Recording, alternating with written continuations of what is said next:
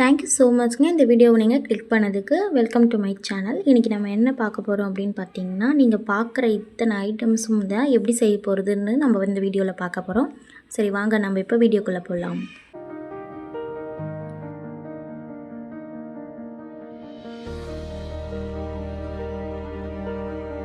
இப்போ நீங்கள் பார்க்க போகிறது லன்ச் ரெசிபீஸ்ங்க. Sunday special morning breakfast recipe நான் ஆல்ரெடி ஒரு வீடியோ அப்லோட் பண்ணியிருக்கேன். அதை பார்க்காதவங்க கண்டிப்பாக போய் பார்த்து என்ஜாய் பண்ணிக்கோங்க.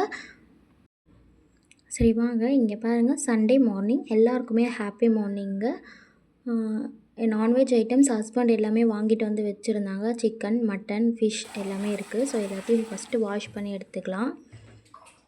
நான் வந்து காலையில் பிரேக்ஃபாஸ்ட்டு செய்யும்போதே இது எல்லாமே நான் வந்து சொல்லியிருப்பேன். நான் ஃபஸ்ட்டு வந்து இந்த நான்வெஜ் எல்லாமே நல்லா மஞ்சள் தூளும் கல்லுப்பும் போட்டு நல்லா வாஷ் பண்ணி எடுத்து வச்சுக்கிட்டோம் அப்படின்னா நம்ம அடுத்தடுத்து டிஷ்ஷஸ் வந்து செய்ய ஆரம்பிச்சிடலாம். நடுவில் நம்ம எந்த ஒரு டிஸ்டர்பன்ஸும் இருக்காது.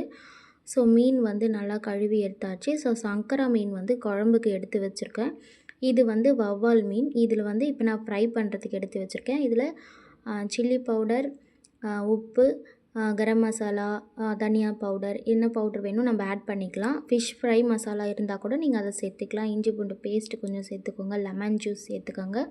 அது எல்லாமே வந்து ஒருத்தரோட விருப்பம். நான் இப்போ மசாலாஸ் எல்லாத்தையும் ஆட் பண்ணி நான் ரைஸ் ஃப்ளார் மட்டும்தாங்க போடுறேன். நான் எந்த ஃப்ளாருமே போடல. கார்ன் மாவு, மைதா மாவு நான் எதுவுமே ஆட் பண்ணல. ஒன்லி ரைஸ் ஃப்ளார் தான் ஆட் பண்ணி நல்லா வந்து மிக்ஸ் பண்ணி எடுத்துக்கோங்க. சால்ட் மட்டும் பார்த்து சேர்த்துக்கலாம். இது போல் நல்லா வந்து மிக்ஸ் பண்ணி எடுத்துகிட்டு லைட்டாக தண்ணி விட்டு நல்லா வந்து இந்த அளவுக்கு வந்து நல்லா எல்லாத்தையுமே வந்து மிக்ஸ் பண்ணிவிடுங்க. அவ்வளோதான், நான் மிக்ஸ் பண்ணிவிட்டு உப்பு காரம் பார்த்துட்டு மூடி வச்சுடுங்க. ஸோ காலையில் ஏன் இந்த வேலை நான் ஃபஸ்ட்டு பண்ணிட்டோம் அப்படின்னா, நெக்ஸ்ட்டு நம்ம இது எல்லா டிஷ்ஷும் நம்ம செய்கிறதுக்குள்ளே அது நல்லாவே ஊறி இருக்கும். நம்ம பொரிக்கும்போது உப்பு காரம் எல்லாமே நல்லா ஊறி ரொம்ப டேஸ்ட்டாக இருக்கும். வெங்காயம், தக்காளி தேவையானது எல்லாமே எடுத்து வச்சு நல்லா அரிஞ்சு வச்சுக்கலாம். எல்லாத்தையுமே கட் பண்ணிக்கலாம். நான் இது காலையிலே கட் பண்ணதுனால இது சிக்கன் குழம்புக்கும் சேர்த்து. இதுதான் நான் மார்னிங் செஞ்ச சிக்கன் கிரேவி. சூப்பராக இருக்குல்ல பார்க்கும்போது. கண்டிப்பாக அந்த வீடியோ போய் பாருங்கள். அது வந்து எல்லாருமே சாப்பிட்டாச்சு. நான் மட்டும் இன்னும் சாப்பிடணும். ஸோ எனக்காக தான் தோசை அந்த பக்கம் சுட்டுட்டு இருக்கேன். ஸோ தோசை அந்த பக்கம் நான் சாப்பிட்றதுக்கு ரெடி ஆகிட்டு இருக்கிறதுக்குள்ளே நம்ம இந்த பக்கம் ரத்த பொரியல் செஞ்சிடலான்னு சொல்லி கடாயில் ஆயில் சேர்த்துட்டு கடுகும் சோம்பும் பொரிய விட்டுட்டு ஆனியன், பூண்டு, ஒரு பச்சை மிளகாய் இது போல் எல்லாத்தையும் சேர்த்து நல்லா மிக்ஸ் பண்ணி விட்டுக்கலாம். அது நல்லா வதங்கினதுக்கப்புறம் ரத்தம் வந்து நல்லா 2லேருந்து 3 வாட்டி நல்லா க்ளீன் பண்ணி எடுத்துக்கோங்க. க்ளீன் பண்ணி எடுத்துகிட்டு அதை வந்து இது போல் கையால் நல்லா வந்து இந்த மாதிரி பிசைஞ்சிக்கிட்டிங்க அப்படின்னா இது போல் நல்லா தூள் ஆகிடும். இதை அப்படியே சேர்த்து நல்லா மிக்ஸ் பண்ணி விடுங்க. இது நம்ம மிக்ஸ் பண்ண இந்த மாதிரி பிளாக் கலரில் மாறிடும். ஸோ இந்த அளவுக்கு நல்லா பிளாக் கலரில் வந்ததுக்கப்புறமா கொத்தமல்லியும் பெப்பர் பவுடரும் சேர்த்துக்கோங்க. இதில் கண்டிப்பாக பூண்டு, பச்சை மிளகாய், இந்த பெப்பர் பவுடர் இதே போல் செய்யுங்க. செம்ம வாசனையாக இருக்கும். உப்பு மட்டும் லைட்டாக போட்டுக்கோங்க. ஏன்னா அந்த ரத்தத்துலேயே ஆல்ரெடி உப்பு இருக்கும். ஸோ அவ்வளோதான், ரத்த பொரியல் ரெடி ஆனவுடனே எனக்கு தோசையும் ரெடி ஆகிடுச்சு. ஸோ நான் சாப்பிட்டுட்டு அடுத்து வந்து டிஷ்ஷஸ் வந்து செய்ய ஆரம்பிக்கலாம். அவ்வளோதான், நான் சாப்பிட்டுட்டேன். ஸோ வந்து பாப்பாவுக்கு வந்து அழுவ ஆரம்பிச்சிட்டாங்க. அதனால் அவங்கள போய் தூங்க வச்சுட்டு கொஞ்ச நேரம் ரெஸ்ட் எடுத்துகிட்டு வந்துட்டேன். ரெஸ்ட் எடுத்து வந்து தான் அடுத்த வேலை வந்து நம்ம செய்ய ஆரம்பிக்கணும். பாப்பாவை வந்து தூங்க வச்சுட்டு கிச்சன் டாப் எல்லாமே க்ளீன் பண்ணிட்டேன். ஸோ கிச்சன் டாப் எல்லாம் க்ளீன் பண்ணி பிரேக்ஃபாஸ்ட்டு செஞ்ச எல்லா சாமான்லாம் எல்லாத்தையும் வந்து கழுவி வச்சுக்கலாம். அப்போ தான் நம்ம திருப்பியும் சாமான் எதனா தேவைன்னா நமக்கு டென்ஷன் ஆகாமல் இருக்கும். அது வந்து எனக்கு ஒரு ரொட்டீனாக பழகிடுச்சுங்க. சாமான் வந்து கழுவுனதுக்கப்புறமா சமையல் பண்ணுவேன் எப்போவுமே. அது கொஞ்சம் ஒரு மாதிரி ரிலீஃபாக இருக்கும். நான் வந்து குக்கரில் எண்ணெய் ஊற்றிக்கிறேன். நான் கடுகு சேர்த்துக்கிட்டேன். நான் ஸ்பைசஸ்லாம் ஆட் பண்ண மாட்டேங்க மட்டனில். நீங்கள் என்னென்ன ஸ்பைசஸ் சேர்த்துப்பீங்களோ கண்டிப்பாக சேர்த்துக்கோங்க. இந்த கடுகு பொரிஞ்ச உடனே வெங்காயம், அதுக்குள்ளே எங்கள் வீட்டு மேடம் வந்து வந்துட்டாங்க. அவங்களுக்கு வெங்காயம் தக்காளி வேணுமா? நான் செய்கிறது நல்லா இல்லையாண்ணா? கொஞ்சம் போர் அடிக்குது, அதனால் வந்து சமையல் பண்ண முடியாது. சரி போய் வா. நான் இந்த சமையல் முடிச்சுட்டு வந்து உன் சமையல் எப்படி இருக்குன்னு பார்ப்பேன். போதும் போதும், பாய். இஞ்சி பூண்டு பேஸ்ட்டு சேர்த்துக்கலாம். வெங்காயம் நல்லாவே வதங்கிடுச்சு. இந்த அளவுக்கு வதங்கினதுக்கப்புறம் இஞ்சி பூண்டு பேஸ்ட்டு சேர்த்துட்டு தக்காளி சேர்த்துக்கோங்க. 2 பச்சை மிளகாய், வெங்காயம் கூடவே நான் வந்து போட்டுட்டேன். தக்காளி வந்து கம்மியாக சேர்த்துக்கோங்க. மட்டனில் எப்பவுமே தக்காளி ஜாஸ்தி இருந்துச்சுன்னா ஒரு மாதிரி ஸ்வீட்னஸ் கொடுக்கும். ஆல்ரெடி மட்டன்லேயே ஒரு ஸ்வீட்னஸ் இருக்குது. ஸோ நீங்கள் தக்காளி அதிகமாக போட்டிங்கன்னா டேஸ்ட்டே ரொம்ப கொலாப்ஸ் ஆகிடும். வழக்கம் போல் நம்ம தக்காளி சேர்த்த உடனே கல்லுப்பும் மஞ்சள் தூளும் சேர்த்து நல்லா அதை வந்து மிக்ஸ் பண்ணி விட்டுக்கலாம். இது வதங்குறதுக்குள்ளே நான் சாப்பாடு வந்து ஒரு பக்கம் வந்து போட்டுக்கலாம். இது ரெடி ஆகிறதுக்குள்ளே சாதமும் வெந்துடும். ஸோ வந்து இந்த ஸ்டேஜில் தக்காளி எல்லாம் நல்லா வதங்கின உடனே மட்டன் சேர்த்து நல்லா மிக்ஸ் பண்ணி விட்டுக்கலாம். ஒரு 10 நிமிஷத்துக்கு நல்லா வந்து வதக்கிக்கோங்க. அதுக்கப்புறமா குழம்பு மிளகாய் தூள் ஆட் பண்ணிக்கிறேன். நீங்கள் மட்டன் மசாலா, கரம் மசாலா எது வேணாலும் நீங்கள் சேர்த்துக்கலாம். நான் குழம்பு மிளகாய் தூள் மட்டும் சேர்த்துக்கிறேன். 2 டம்ளர் தண்ணி விட்டு 7லேருந்து 8 விசில் விடுங்க. எலசாக இருந்தால் டக்குன்னு வெந்துடும்.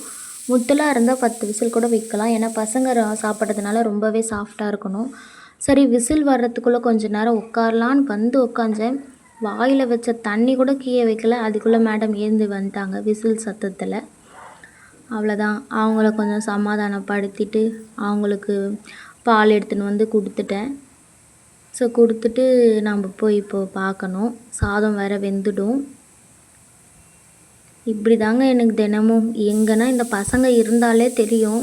வீட்டில் நம்மளுக்கு கொஞ்சம் கூட டைமே கிடைக்காது. சரி, அவங்கக்கிட்ட சமாதானப்படுத்திட்டு சாதம் வெந்துடுச்சான்னு பார்க்க வந்தேன். சாப்பாடும் வெந்துட்டு இருந்துச்சு. ஸோ அதனால் நான் சாதம் எடுத்து வெடிச்சிட்டேன்.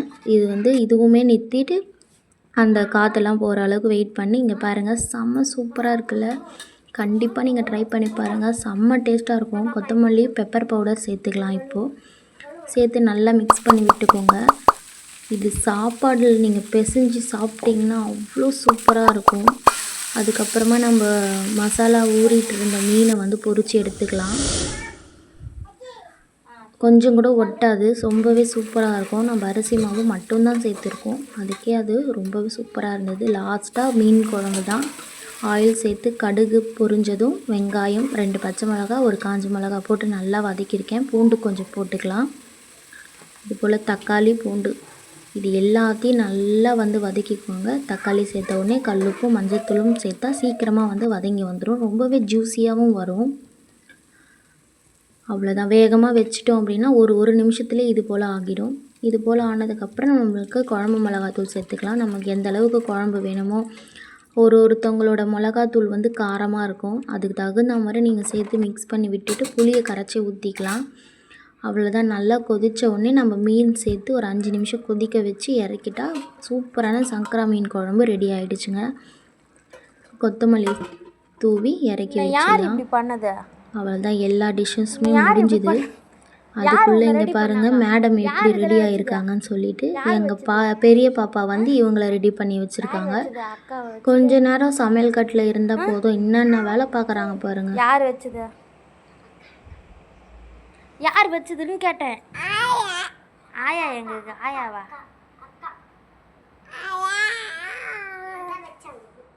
அவ்வளோதாங்க. நம்ம சமையல் எல்லாமே முடிச்சாச்சு. அரௌண்ட் ஒரு 1 o'clockலாம் எல்லாமே முடிஞ்சிச்சு. என்னெல்லாம் ரெடி ஆகிருக்குன்னு பார்க்கலாம் வாங்க. சாதம் வெடிச்சாச்சு. மட்டன் கிரேவி, ரத்த பொரியல், மீன் குழம்பு, மீன் வறுவல் எல்லாமே சூப்பராக ரெடி ஆகிடுச்சு.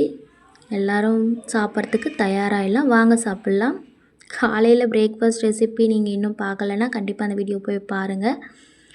நம்ம சேனலில் நானும் நீங்களும் கதைப்போமா செல்ஃப் ஜேர்னி வந்து ஸ்டார்ட் பண்ணியிருக்கோங்க 7 டேஸ்க்கு. இதில் வந்து பார்ட்டிசிபேட் பண்ணணும்னு நினச்சிங்கன்னா ஆல்ரெடி ப்ரீவியஸ் வீடியோஸ்லாம் இதை பற்றி போட்டிருக்கேன், ஃபுல் டீட்டெயில்ஸ். அது எல்லாத்தையுமே கேட்டுட்டு நீங்கள் வந்து இதில் பார்ட்டிசிபேட் பண்ணிக்கலாம். ரொம்பவே இன்ட்ரெஸ்டிங்காக இருக்கும், நல்லாயிருக்கும். கண்டிப்பாக 7 நாள் வந்து 7 கொஷின்ஸ் வந்து சென்ட் பண்ணுவேன். கண்டிப்பாக நீங்கள் இதை பார்த்து உங்களுக்குள்ள ஒரு மாற்றத்தை வந்து உணருங்கள். Thank you so much. இந்த வீடியோ உங்களுக்கு பிடிச்சிருந்துச்சுன்னா லைக் பண்ணிவிடுங்க.